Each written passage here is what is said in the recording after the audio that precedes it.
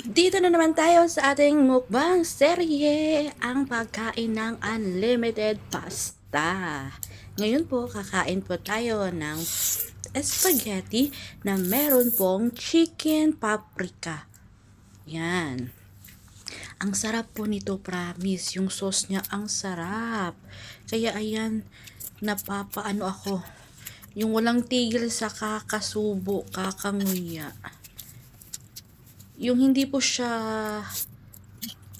yung palagi natin niluluto sa pasta. Kakaiba yung lasa niya. Kasi may, ano to siya eh, white cream ang ginamit dito. Tapos nilagyan siya ng paprika, nilagyan siya ng bell pepper. Kaya yung lasa niya, kakaiba sa usual na spaghetti na niluluto natin. Kaya ayan, yung mata ko dyan paikot-ikot sa sobrang sarap. Yun nga lang, ang ginamit dito na chicken, whole chicken po siya. Kaya kailangan nating maghimay-himay ng mga buto. Nagtanong nga yung anak ng amo ko, hindi ko daw hiniwa ng maliliit yung mga manok.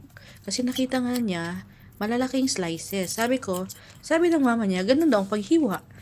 Kaya para na ding kumain ka ng pasta na may ulam na chicken.